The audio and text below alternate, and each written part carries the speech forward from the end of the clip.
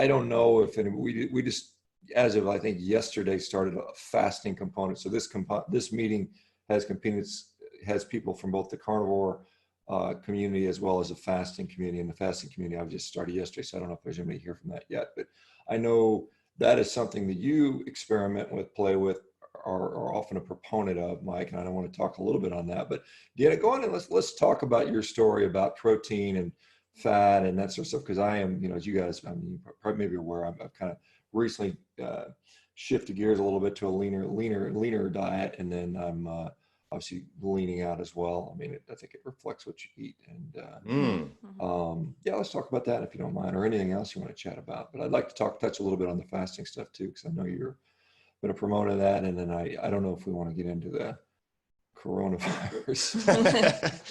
Yeah, it's always an interesting topic, but go ahead, keep going. Polarizing, right? The coronavirus stuff, but yeah, it very much is. It's almost more polarizing than Donald Trump. I mean, I know, right? Like you either hate the guy or you like the guy, or there's no black and white, or no. It's so funny. Well, I mean, I think in the context of a carnivore-based diet or centered diet and fasting, I think one of the things that we've really found to be super helpful is making sure that you're getting enough fatty meat and fat from whether it's butter or egg yolks. That makes the fasting lends itself to more success with the fasting. And yeah, I think it really depends again. So I did that experiment back to the OMAD and to see if I could maintain strength and what would happen with my body. And I had some significant changes, although beforehand I was already metabolically healthy and I've always been lean.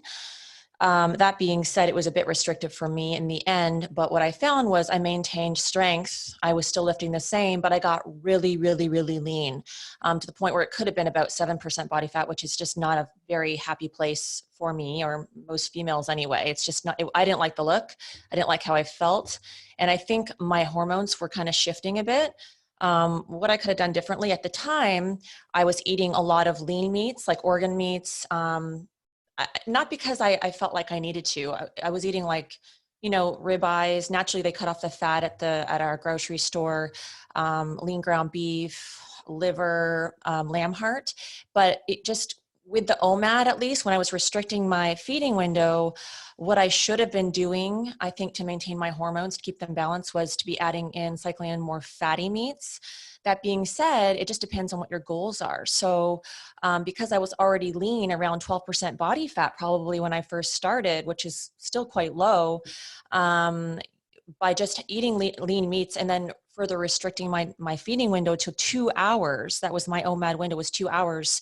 Man, my body became super efficient to burn its own fat for fuel, but almost like too efficient. My brain was on fire. I was very keto adapted, but I remember Mike looking at me one morning. He's like, dude, you're skinny. Like, you are really, really thin. And I thought, okay, experiment done. So, well, I don't think I said it quite like that, but well, it was definitely like, I was ready to kind of expand my window, to cycle in more like longer feeding windows with shorter feeding windows, and to cycle in more fatty meats, such as going out of my way to add more lamb, like fatty lamb, asking my butcher to keep the fat on the ribeyes.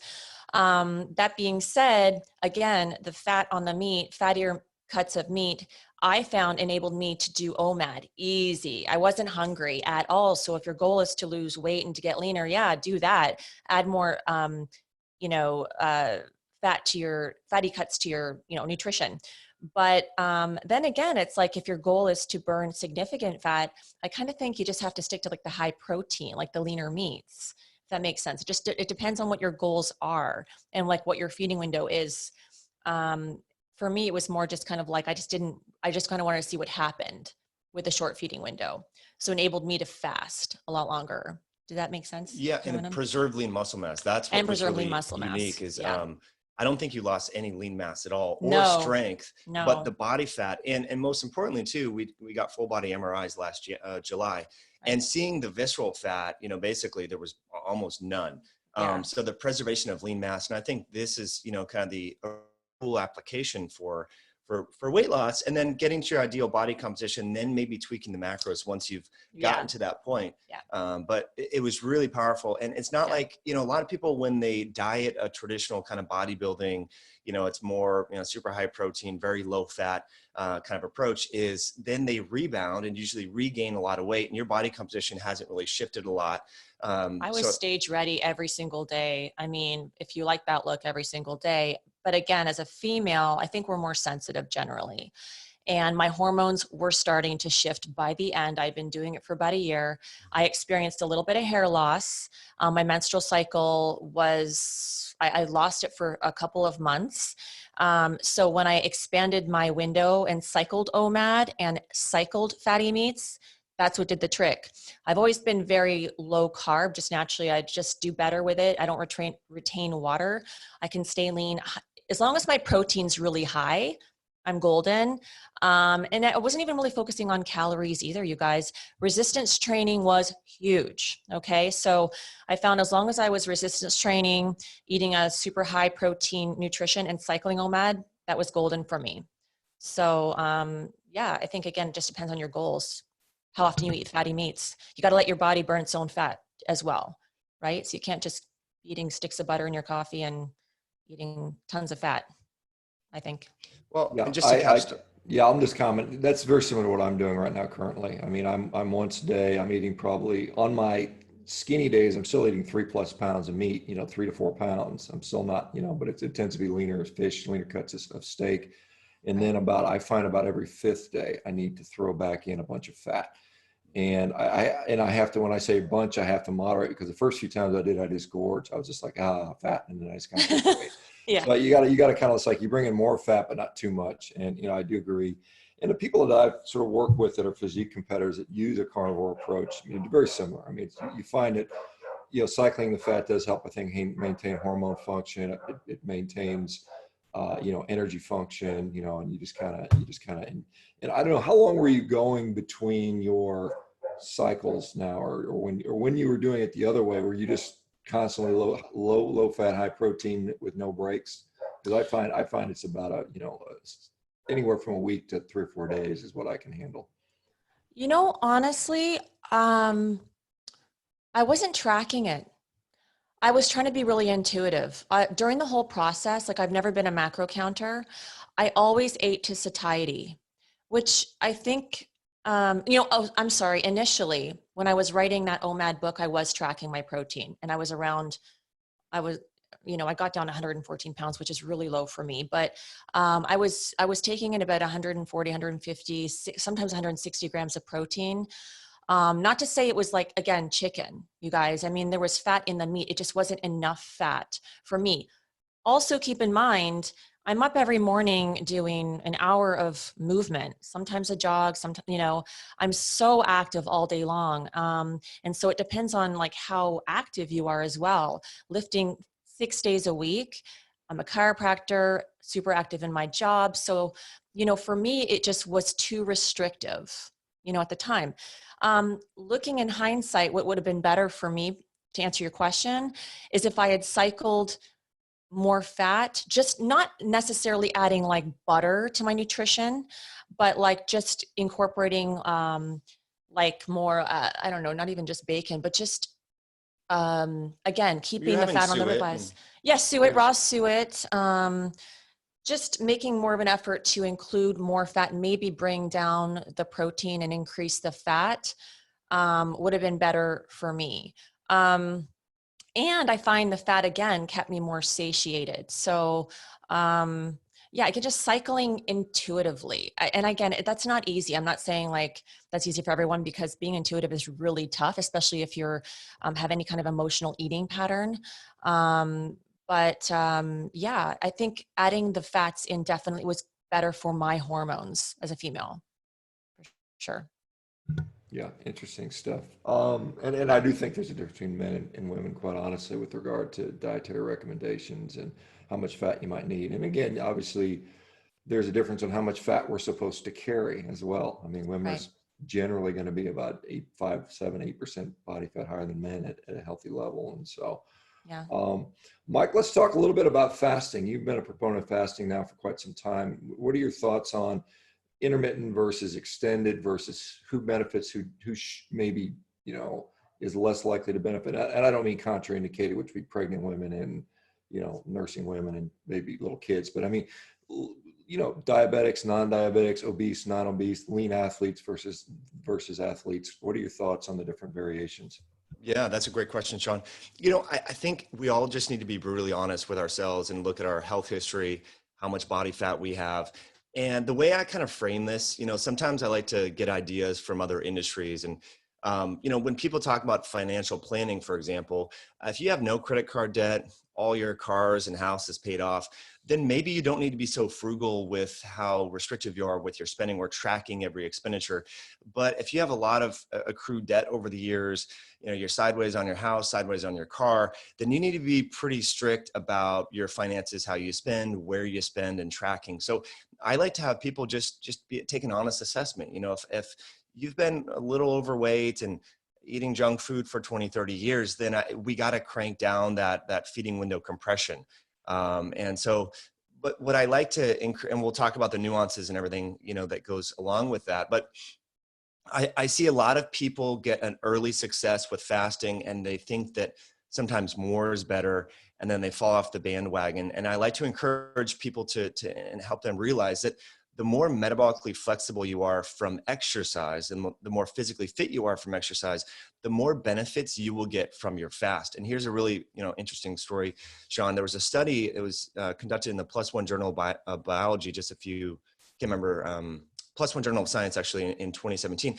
And they had individuals that were sedentary and overweight and individuals that were athletic fast for 36 hours. And they looked at their levels of autophagy and autophagy signaling pathways and biomarkers. And what they found is that the people that were lean and physically active, and I think it's Matt over here, or Mark is running, which is amazing right now. I'm really inspired by that. They found is that after 36 hours, the levels of autophagy were significantly higher in the people that were physically fit compared to the overweight individuals. So it gets back to your initial question, Sean, who should fast and for how long? Again, you know, you're going to get the most benefits of your fasting related molecular machinery, autophagy, and all these different things that we can dive into the weeds on, if you're also exercising as well as part of your lifestyle change. So I encourage a lot of people to be physically active. And so, you know, should the athlete who, like someone like Mark, or who's, you know, someone like Sean, who's really training hard, do they need to do extended fasting? I don't think so. In fact, I think it will compromise both their athletic performance, lead to loss of lean muscle mass, which is counterproductive. So, the less physically active you are, the more that you probably should fast. Now, so I think we need to kind of look at these as little dials and knobs. And so if we're not doing one well, then we, you know, if we're not doing the exercise well, then we need to change that behavior and figure out what's getting in the way between us and moving. You know, is it lack of structure, education, access to a gym, whatever it may be. And so forth. So let me just give you an example. Like I use fasting as a tool when I travel. Like, you know, Sean, we met September of this last year. So I did my 3-day fast then, because I know I'm not going to be training at the gym. I'm doing interviews, I'm traveling. So I use fasting as a tool during that time. And so I can do that quite well. 3 days, like towards the end of day 3, like I'm starting to get my sympathetic nervous system is kicking up. It's hard to sleep and all that. So, but yeah, you know, I have clients, for example, I have one client that I'm working with, CEO of a, you know, great company and all this, you know, his liver enzymes were increased, you know, so his AST, ALT, and GGT, liver function tests, everyone should know these, you know, on yourself. They were all in the 50s. His triglycerides were 110. His hemoglobin A1C was 6.7. LDH was increased. So he had this cluster of biomarkers, plus he had a fair amount of visceral adipose tissue. So I said, look, you know, we got to really crank down on your fasting, because he was snacking all the time, getting up, having a bowl of cereal in the morning, and it was a paleo cereal, but, you know, things like that. So all we did was make a few tweaks to his feeding window. And after about 2 weeks of doing this, then we had him do 1 day a week fast. I started it on a Monday. I just said, hey, look, just no food on a Monday. And he was still increasing his exercise. And within just 4 weeks, I mean, he lost about 12 pounds. He actually got infected with the coronavirus, and his girlfriend, who also got infected, was down for like about a month. I mean, she got wiped out with this thing. They're the same age. They're both in their 50s. He was down for about a day and a half, had a fever-like symptom, you know, just some chills, and felt like he had the flu. And he was back riding his bike and exercise, because we had that 2 months of, we were cranking down his, you know, his feeding window, doing 1 day a week fasting, basically put him on a full carnivore diet. And yeah, it was pretty interesting to see. And I'm not saying that fasting or going carnivore cures the coronavirus, but his symptoms, and generally, if people know the research, you know, males are generally statistically hit harder by this bug. So I thought that was pretty interesting. But yeah, just to summarize real quick, friends, we got to be honest with where we're at metabolically, how long we've been at a state of ill health. And the longer that is, just like Dave Ramsey would say with your finances, if you've been sideways on credit cards for 30 years, then you need to really crank down, you know, and so we got to just custom tailor this based upon our health history. Fasting can also, sort of interlude here, but it can look different for everybody. Again, you have to think about what's sustainable for you. Okay. So personally, I do not do well with extended fasting. Again, for whatever reason, because maybe I'm already active, I'm already quite low for a female and body fat percentage. But that's why, again, cycling the OMAD worked best for me, because it wasn't a diet. It was just a tool. Okay. So when it becomes a situation where, you know, if you're fasting for 3 days and hypothetically you have a hard time not binging after fasting for 3 days, is that really a great approach? Is there more of a negative effect versus like what you get from the autophagy, et cetera? For me personally, I look like I was 6 months pregnant after 3 days of fasting because of the cortisol it created for me. It just wasn't a good thing. I've tried it a number of times, didn't make me feel good. I looked like bloated after. So again, Mike can do very well with it. So that being said, it's not something I really practice unless I had to. I do have cancer in my family. That would be one of the only reasons I would do it. But personally, like short-term fasting more often works better for me versus say quarterly doing like a 3 to 5 day fast. It can look different for everybody. You just have to experiment with it, period. Yeah, let me just interject a couple of points there that both of you got brought up. So Mike, I know you talked about the athletes, you know, there's no real great benefit for doing these extended fasts, these 3-5 day fasts. I know that, you know, guys like Jason Fung will say, well, you know, your growth hormone goes up, but at the same time, you know, your stimulation of mTOR, which we need for muscle building, goes down. And I think, you know, certainly at the very least, you need to be training during your fast to stimulate that muscle if you're going to do that, if you're an athlete. But like you said, if you're already lean and muscular, what is the point? And that's a difference between extended fasting and intermittent fasting, where, you know, once a day, you know, eating in a, you know, 6-hour window or whatever, those things probably are fine for many athletes, unless you're a bodybuilder and you're trying to maximize size. And I think that's a different discussion. But, and then as far as, you know, the concern about the extended fasting, and well, here's a question somebody asked. I want to put that in there because we got questions in the chat. Somebody's asking about thyroid function, because there's people out there saying that fasting will tank your thyroid and shut your thyroid down. What are the thoughts on the thyroid? Are there any nuance there? What's going on with thyroid function? Yeah, I mean, it's a really great question, Sean, and thanks for whoever asked that. Yeah, I mean, fasting will reduce T3 and cause an increase in reverse T3, but that's actually, you want that to happen because that's the body's, and this is a transient increase. And so I think a lot of people are diagnosed with Hashimoto's or lupus or, you know, there's a lot of adrenal thyroid issues for a lot of people. I think there's this perception that you have to have this pristine level, just like with cholesterol, but our thyroid levels are in flux all the time. And so a transient increase in reverse T3 when you're fasting is actually protective, because what that's going to do is prevent the loss of lean muscle. So your body is trying to preserve lean muscle mass and do different things.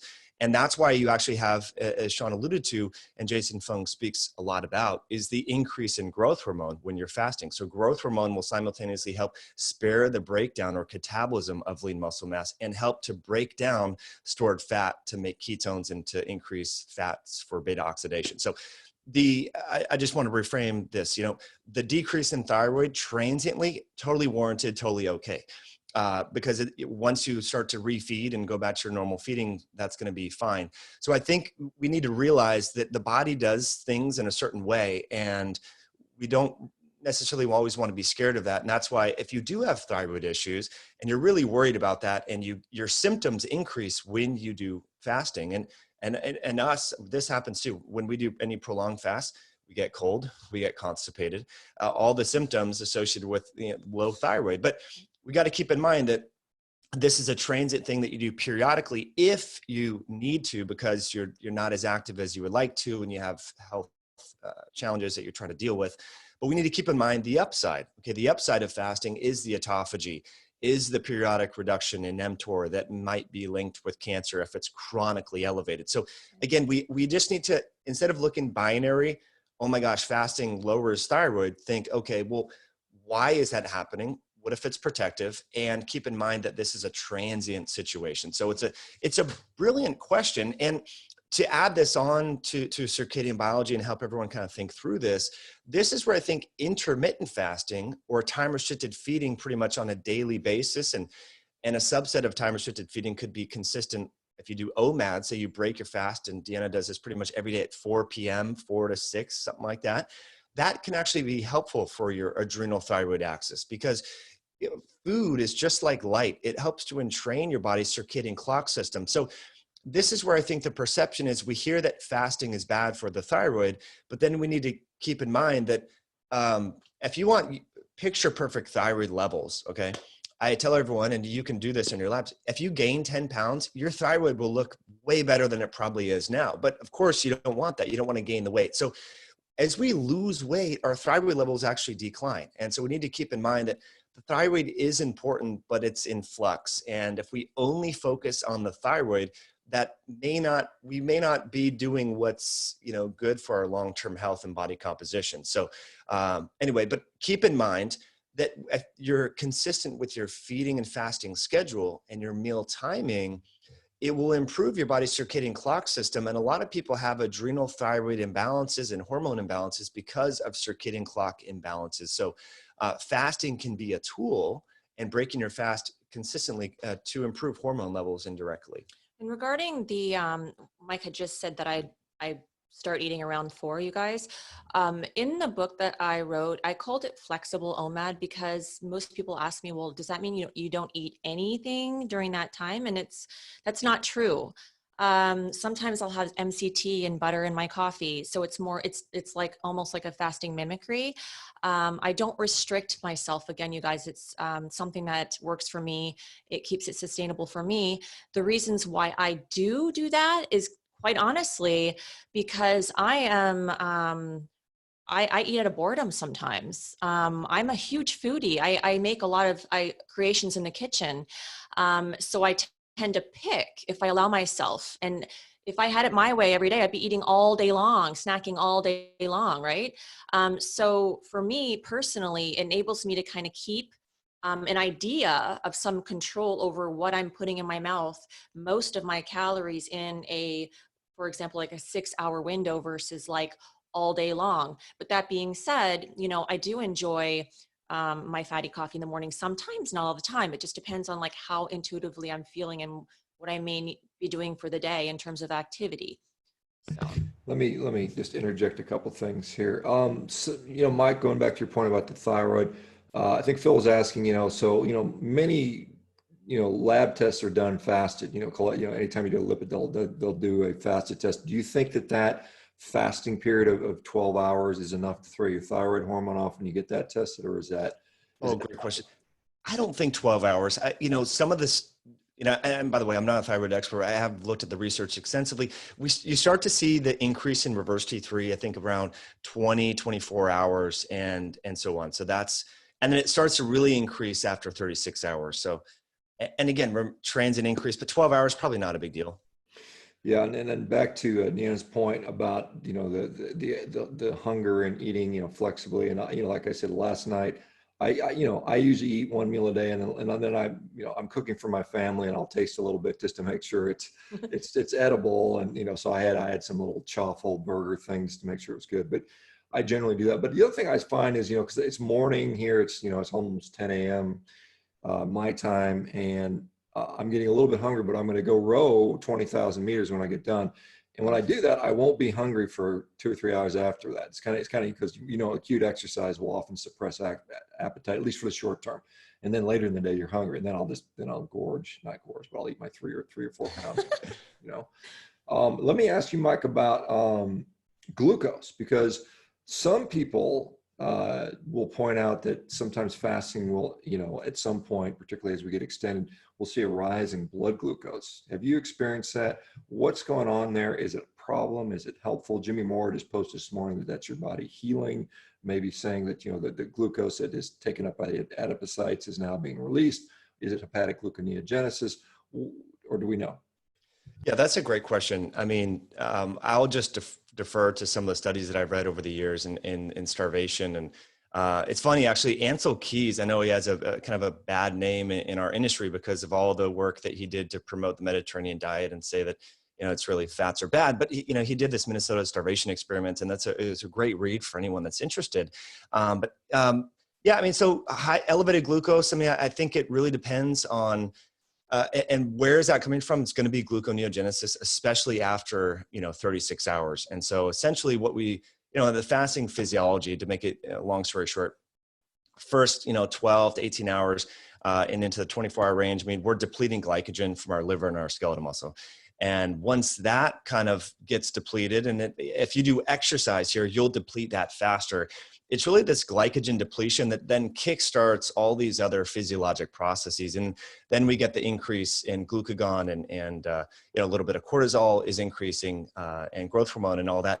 But then we're stripping out some amino acids, and that's where growth hormone will help to prevent too many amino acids being pulled from muscle to then make glucose. And so we need to keep in mind that glucose never totally drops like a rock. I mean, there's absolute, obligatory glucose utilizing cells within the brain. Your retina needs glucose, your red blood cells. So we can never have glucose go to zero. But, I wonder in a situation like a Jimmy Moore or other people that have supraphysiologic increases in glucose during fasting, why that may be. I find, like, I'm wearing a continuous glucose monitor right now. The NutriSense, I think, is really great. I think everyone is so unique and different, but I would wonder why someone's glucose would increase. I mean, what I found with myself and some of the clients that I work with, glucose will go down and almost flatline around 65, 70, something like that. And it takes a lot to, at least for me, to start to really increase that glucose levels. And that's why I find if I do any exercise when I've been fasted for more than 36 hours, it generally sucks. I mean, I know that, in Tim Ferriss's book, he said Dom D'Agostino did a 5-day fast and deadlifted 600 pounds. For me personally, I mean, I'm nowhere near a PR. And part of that physiology is because your glucose is low, and glucose is our friend in an exercise state. I mean, there's nothing wrong with, I love having high glucose when I'm trying to train, just not when I'm going to bed. I don't need high glucose, right? So, in a situation like Jimmy Moore, I don't know what that would be. My recommendations for someone like that, if your glucose increases during fasting, is you need to increase the exercise. I'm not sure what would be driving that. And I wonder then what's going on. Is it that in that situation, because we talk a lot about ketones being made and having high ketones, but what we need to focus on too is utilization, ketolysis, using those ketones to get them into tissues. And this is where exercise comes in, because the more aerobically and metabolically fit we are, the transporters that shuttle lactate in and out of muscle tissue, they're called MCT, monocarboxylate transporters, also help ketones to be utilized. So this is where I think we don't see such aberrant levels and super high levels of ketones in athletes generally, because they're so efficient at utilizing ketones and fats for fuel. So again, if your glucose gets really high during fasting, exercise, make sure you're walking. You can try berberine, that can be helpful. But I don't know what else to say about that, but I don't think it means that your tissues are healing or there's any, I don't know about all that, but I would imagine that maybe there's not, the utilization of fats maybe is not there. I'm not sure, Sean. That's a great question though. Yeah, I think it's an intriguing one. Lark is asking about, and this, I know this is a controversial topic. When does autophagy start? Does it make a difference if you're a low carb guy versus a high carb guy? are the times different? Do we know? Is it still up in the air? It's a wonderful question. So autophagy is probably occurring in all of us right now. So this is a lot of people on the internet say that autophagy starts after hour 36. There's basal levels of autophagy occurring in probably every single one of our tissues. But what we have realized is autophagy is really nuanced. It's very tissue specific. For example, when Sean starts rowing later today, so he's fasted, he's going to go do a 20-kilometer row, which is amazing. Autophagy is in his muscle tissue, particularly leg muscles, back muscle, arms, and liver are going to be very upregulated. So I think what the take-home message that I want people to leave this meeting with is that exercise is as much or more of an autophagy mediator as fasting. And I think a lot of people think that fasting is the only thing that you can do to increase autophagy. But if you look at endurance athletes, if you biopsy their muscles before and after exercise, there's a dramatic increase in all the autophagy initiation genes and transcription factors and everything along those lines. And so the autophagy is also, I want people to realize it's never totally good nor bad. If you look at different cancers, for example, some of the treatments in various breast cancers are actually autophagy inhibitors because, neoplastic tissues can leverage the increase in autophagy as a way to kind of evade the immune system. And so I want people to realize that it's, again, it's not, just like we talked about with thyroid, it's not so black and white or binary. There's some context that we need to consider. But to get to your other question here, Sean, is will low carb people benefit more from fasting than high carb people? I would imagine so, because part of if we think about ketosis in general, part of that the physiology is we're kind of tearing things down. We're breaking down fats and so forth, and part of that process is a subset of autophagy called lipophagy, which is literally tearing down fat. So I would think the more low carb you are, the more that you exercise, the more benefits you will get from your fast. And just, again, to recap that this has been studied in that journal, +1 Journal of Science, that showed that athletes after 36 hours have much higher levels of autophagy compared to sedentary controls, even though they've fasted for the same duration. So I think it's important. Now, a lot of people want to know, hey, how can I test autophagy? Unfortunately, this is occurring within your cells. It's hard to really get direct measurements, without doing biopsies and complex geneticists and all this. But I like people to triangulate. Again, I kind of shared with you the data of my clients, low liver function tests. So there's no intrahepatic or fat within the liver. Triglycerides are low. Hemoglobin A1C is lower.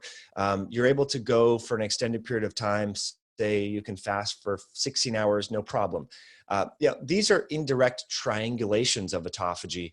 And if your glucose is low and your ketones are elevated, that would mean that you're able to break down stored fat. So we have to triangulate a little bit, which I know is sort of frustrating for some people. But at this point, we don't really have a lot of biomarkers that can directly assess intracellular metabolism. Yeah, I think what we're seeing, the overall package is, it's a package deal. You just can't just say, like some people will say, well, I'm gonna do a 48-hour fast, but I'm just gonna eat pizza and junk food on my other days, and it's just kind of like it doesn't work that way. I'm not gonna exercise. I mean, some people will use that as an excuse and say, because I can do an extended fast and justify eating garbage and not exercising. So I think it's we're seeing it's just an overall lifestyle thing. Let's talk. We've got another 10 minutes or so here, guys. I don't want to keep you too long, but let's talk a little bit about the immune system. And I know this is a time when people are concerned about the immune system because of, there's a pandemic going on, but how does our lifestyle impact that? Is it preposterous to suggest that people eat a healthy diet, to improve their immune system and exercise and sleep well and all that? What do we know about the immune system?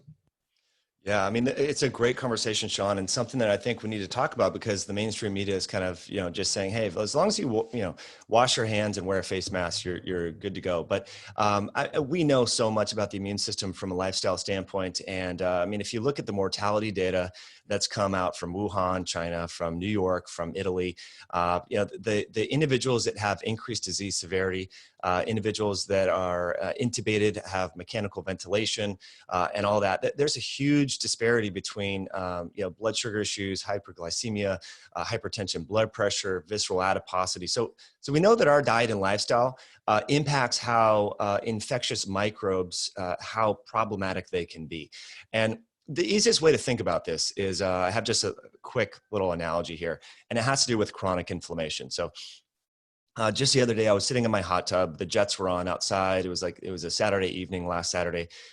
I was enjoying life. My daughter was on the trampoline playing, and I'm just sitting here looking out the sunset. Okay. My neighbor, Sean, is trying to talk to me, and I can't hear him because the jets are on the hot tub. They're loud jets. And my daughter is starting to yell at me. She's like, Dad. And I'm looking at her. I'm like, what? What? She's like, and she's pointing to the neighbor. And then I see Sean, and my neighbor, his name happens to be Sean as well. So then I turn the jets off and I can hear him. He's like, dude, I've been yelling at you for like 5 minutes. Like, what's wrong with your ears? I'm like, dude, the jets are right here. It's loud, right? And so I was like, wow, that was a really good analogy for chronic inflammation. So in this analogy, the jets are my immune system. They're just ambient background noise. And so if you're dealing with a lot of chronic low-grade inflammation that is characteristic of metabolic syndrome, diabetes, we know that visceral fat, the more, as our fat cells enlarge and they become devoid of oxygen because there's more, tissue there, there's increased concentrations of every different immune cell you can think about, from B cells that make antibodies to macrophages, monocytes, T helper cells. Every immune tissue you can think about is found in increased concentrations as young as 6 years old. Children that are 6 years old that are overweight compared to their counterparts. There's been one study, the American Journal of Pediatrics, I think it was in 2011, that biopsied this tissue and found that even then there's an early increase in immune cells. So getting back to the hot tub analogy, if you're dealing with all this smoldering background inflammation from a sedentary lifestyle, from eating hyperglycemic, processed foods, and say a virus comes in or a pathogen comes in, there's so much background noise that maybe your immune system can't totally respond early and in a robust fashion.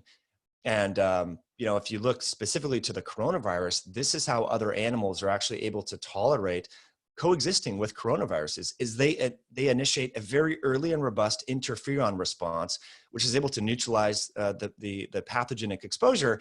And then they don't have the back end increase in all the cytokines that unfortunately is what kills a lot of people when they're infected. Is their innate immune system is weakened. And so their viral load increases, and they're basically, by the time that the immune system recognizes that there's increased viral load, it freaks out, and you have super physiologic levels of interleukin-6 and all these cytokines that cause collateral damage and multi-organ failure and respiratory distress syndrome. So I think it's important that we need to realize that all these things, if we can decrease the background chronic inflammation through exercise, through eating a low-carb carnivore style diet, compress our feeding window. You don't have to do OMAD, but some sort of feeding window compression is going to decrease that level of inflammation. And, Sean, there's been a lot of studies in just plain old garden variety intermittent fasting 16-8, reducing chronic inflammation, decreasing interleukin-6, TNF-alpha, all these things. So, and this data is well characterized, even when it comes to individuals getting vaccinations. I think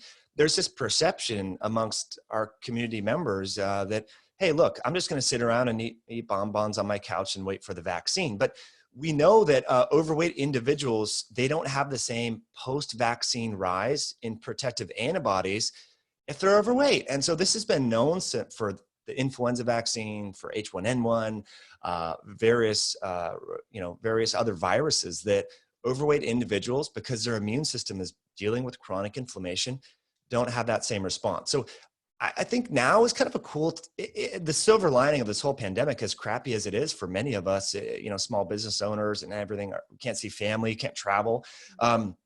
Is I think it can be used, if we spread this message that if we change our lifestyle, we can really improve our health, and that's going to have a lot of benefits, for protective.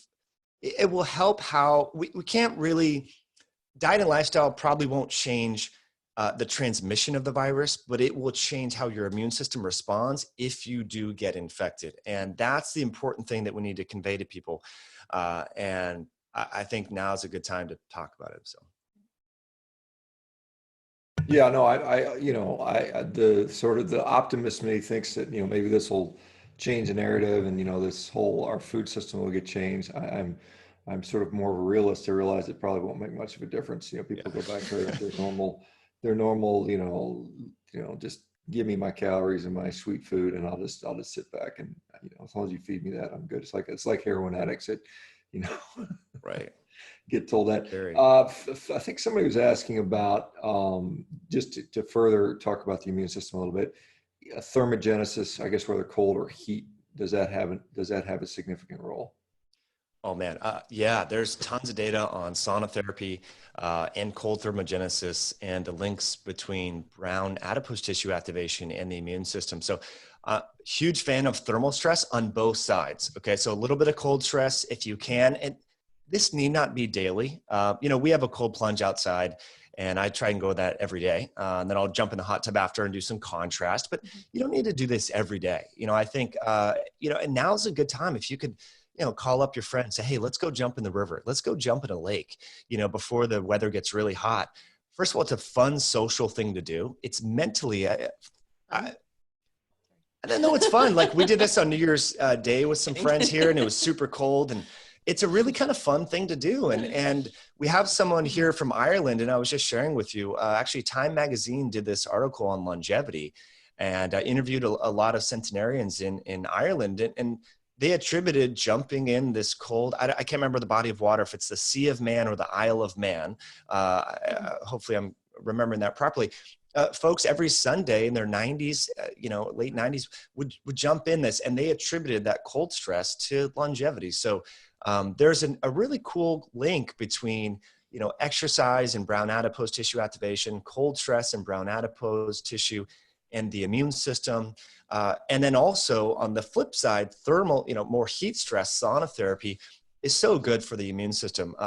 One particular study that I was reading the other day had athletes go in the sauna and they looked at their blood and various breakdowns of T lymphocytes and natural killer cells. And pretty much every immune cell that was quantifiable in the blood was significantly increased after 20 minutes of a 160-degree sauna. So sauna can be super helpful. Now, I realized, not everyone has access to a sauna. You probably used sauna in your gym, like we used to do that, before the lockdown. So here's what you can do. You can do a poor man's sauna in your house. You can turn on the thermostat, like boxers used to do in the 90s, wear a hoodie, wear some thick socks and exercise indoors. I mean, just sweating of any kind by getting hot, and that includes exercise, elicits this same protective response with these heat shock proteins and affecting the immune system. So just get hot. And if, Oh no, sorry, I didn't want to interrupt. I just, before I forget, you guys, if like saunas can be like $4,000, $6,000. One of my patients was telling me there is something on Amazon. It's like a wrap blanket that's infrared. That's $400 that gets up to 190 degrees. It sounds legit. And I'm waiting to hear her thoughts, like when she gets it, on how she feels about it. But apparently, like, it is amazing. So you save a ton of money. It's something that can go in your house, roll it up. You actually, I guess, just put it on your bed and it keeps like you wear, like, I guess, thick clothes. Yeah, thick clothes. And it sounds amazing. So it's a cheaper way to do it, to get a good sweat in. You don't want to buy a sauna. Yeah, Dana's asking, can you just go lay out by the pool and get a tan? Probably good, man. Must be nice. Do it. I guess it depends on how hot it is where you're at, because you start sweating. I guess the key is, are you breaking a sweat? Are you really sweating and stuff? And so, yeah, I do sauna. I'm very fortunate in the house. I have had a sauna built in when I came. And it's a really old one. It's like a Finnish one. And it gets up to like 220. Nice. Ooh. Pretty hot. So I'll throw it up to 200, sit in there for half an hour after, usually in the evenings, and then, most nights, something. And I like the cold too, but I do both. I think it's beneficial. But hey guys, we've gone an hour. I want to thank you guys so much. It's wonderful. Hopefully we get to run into each other in real life again. Yeah. Once the lockdown, and we can go to these meetings and stuff and do that. And thanks for doing the work that you're doing, getting the word out there and making people think and hopefully inspiring people, because we got a big task at hand. I know it's kind of this passion, you want to help folks, and there's a lot of people that need it. And goodness, this has been enlightening. Thanks a lot. Yeah, thanks for Thanks for being here, everyone. And thank you on a Sunday. I love it. We got people exercising right here, enhancing their own autophagy levels, which is amazing. So have a good day, all. Yep, I'm gonna go row, guys. You guys take care. We'll see you later. Sweet. All right. See y'all. Bye. Bye, Trudy. Guys.